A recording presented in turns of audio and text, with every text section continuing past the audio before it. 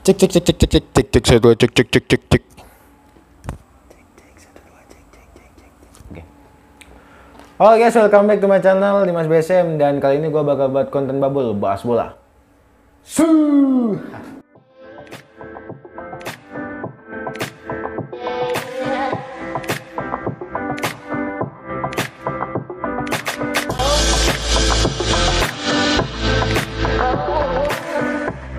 Oke guys, jadi pada konten kali ini kita bakal bahas World Cup Qatar 2022, dan ini adalah konten pertama aku bahas bola World Cup 2022.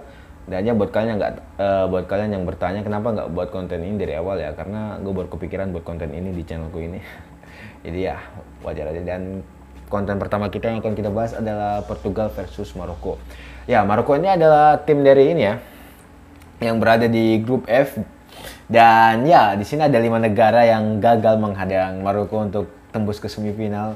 Pertama, mereka berhasil lawan imbang melawan Kroasia. Setelah itu Belgia, Zakaria juga cetak gol di Maroko. Dan Maroko ini menurut gua tim ini ya, negara yang nggak diduga-duga, yang digadang-gadang ya mungkin akan gugur di fase grup atau apalah. Pokoknya nggak diunggulkan lah di Piala Dunia tahun ini. Tapi entah kenapa mereka bisa masuk semifinal. Tadi malam tuh gue kaget banget guys. Portugal loh, sekelas Portugal dikalahkan gitu. Wah, gimana gitu rasanya, anjir. Soalnya Portugal itu tim favoritku loh. Kok bisa ya? Sakit hatiku. Makanya konten kali ini sebenarnya gue bimbang mau bikin, nggak bikin. Tapi bikin aja, nggak apa-apa. Dan ya, kemarin tadi malam ya, atau tadi pagi itu Portugal lawan Maroko itu benar-benar pertandingan yang cukup dramatis.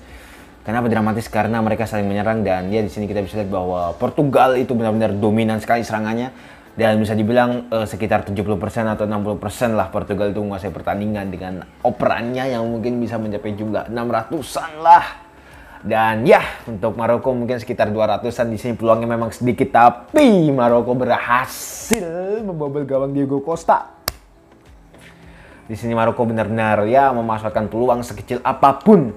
Kita bisa melihat counter attack dari Maroko beberapa kali melawan Portugal itu benar-benar berbahaya. Dan meskipun ada beberapa yang digagalkan, tapi benar-benar berbahaya ya, dengan pemain depan itu tadi malam lah. Oke. Pemain depan Maroko ini kan counter attack-nya GG gitu loh. Ya meskipun digagalkan dengan Diego Costa dan juga back-back Portugal, tapi kita bisa acungi jempol bahwa Maroko ini benar-benar tim yang solid dan juga kompak. Berbeda dengan Portugal. Tadi malam tuh Portugal menurut gua ya menguasai pertandingan, tetapi ada beberapa umpan atas atau long ball yang salah sasaran. Gua nonton Portugal tadi malam tuh, ini mereka sebenarnya kenapa gitu, atau mereka apakah panik atau tegang atau gimana gitu. Dan ya, di sini juga ada beberapa keputusan wasit yang menurut gua kontroversi ya. Mungkin ada kalian yang berpendapat juga wasitnya ada yang ya kita nggak tahu. Dan di sini juga kemarin sebelum Portugal melawan Maroko, di sini aku lihat wasitnya itu ada 5 wasit dari Argentina. Dan di sini firasatku buruk, tapi aku mencoba netral karena ini World Cup, festival besar, event besar gitu. Masa wasit mau mencoba menjatuhkan satu negara kan nggak bagus. Tapi kemarin tadi malam pada saat aku nonton Portugal Maroko, di situ kan ada Bruno di ini ya, kotak penalti ya, sempat kayak mungkin didorong lah atau apa gitu, jatuh di kotak penalti. Tetapi di situ ada wasit tidak mengangkat, tidak ada pelanggaran gitu, tidak ada penalti gitu. Gua cukup kecewa di situ. Padahal gue sudah semangat, penalti, tapi ya gagal. Dan situ gue pikir kayaknya malam ini Portugal memang benar-benar tidak beruntung. Dan ya, malam ini adalah malamnya Maroko. Jadi buat Portugal, Bruno Fernandes, João Felix, Bernardo Silva, Ronaldo, dan teman-teman lainnya, next time. Oh iya, BTW idola gue tuh Ronaldo guys, jadi gue benar-benar sakit hati. Dan ya, karena Maroko berhasil mengalahkan Portugal, jadi Maroko harus bertanggung jawab. Kalian harus bertanggung jawab, Maroko, untuk bisa tembus semifinal, untuk bisa tembus ke final, untuk bisa tembus membawa pulang Piala Dunia. Jangan sampai kalian kalah, karena kalau kalian kalah, gua nggak terima. Oke. Kemudian untuk statistiknya di sini kita bisa melihat ya, di sini gua baca dari beberapa website ya. Karena kemarin tuh gua nonton ya, gue juga nonton sebenarnya, tapi gue nggak terlalu memperhatikan ini ya. Gue cuma lihat permainannya, tapi namanya aku penonton awam jadi kurang bisa menilai ya. Jadi aku cari aja di website gitu penilaian yang lebih profesional lah. Oke. Jadi tadi malam tuh yang mencetak gol ke gawang Portugal itu adalah Youssef En-Nesyri dengan umpan atasnya siapa? Atala Allah kalau tidak salah. Atiyat Allah. Dia berhasil umpan atas, dan di sini kita bisa lihat bahwa Youssef En-Nesyri ini lompatannya benar-benar tinggi, melampaui kiper dan juga back yang menjaga kalau tidak salah Diego Costa ini ya kipernya, backnya Diego Dalot kalau tidak salah.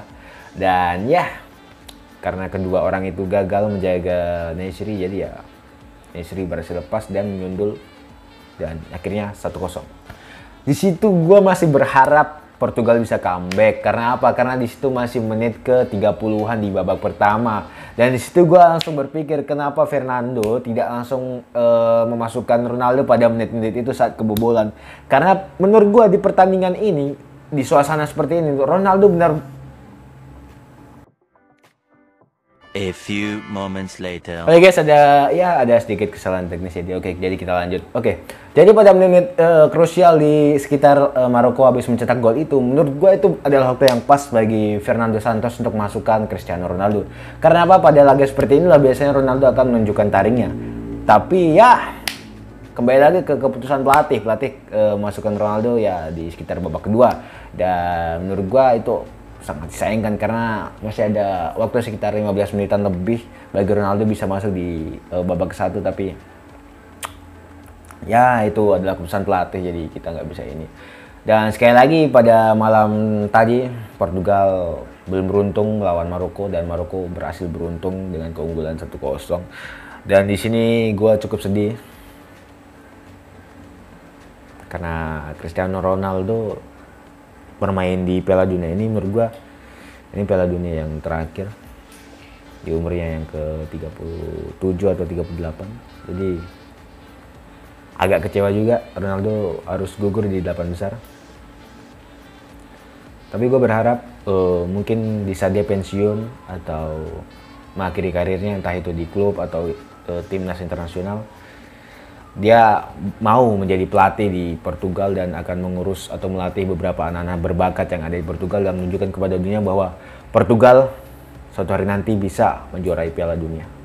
Entah itu tahun 2026, tahun 2020, tahun 2030, ya pokoknya entahlah, pokoknya suatu hari nanti pasti Portugal akan menang. Dan buat fans Portugal, gue juga fans Portugal, gue juga fans Cristiano Ronaldo. Ronaldo ini inspirasi besar karena kita bisa melihat perjuangannya ya di Cristiano Ronaldo juga. Ini ada video dokumenter ya sebelum dia sukses sekarang. Ada pada saat dia masih di Sporting, ada pada saat dia masih menyapu di jalanan. Pokoknya Ronaldo ini benar-benar inspirasi bagi anak muda. Dan buat kalian yang suka membanding-bandingkan Messi, menurut gua Messi itu punya kadar kualitas tersendiri.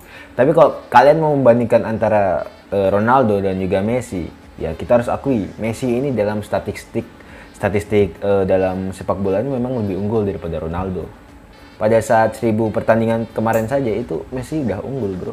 Udah di umur yang 35 tuh udah unggul lebih dari Ronaldo. Dan dia juga ada 7 Ballon d'Or dan penghargaannya pun menurut gua lebih banyak Messi daripada Ronaldo. Messi itu paket lengkap, paket komplit dalam sepak bola, pemain bola. Dia itu pemain ajaib, pemain magic dengan talentnya, talent natural.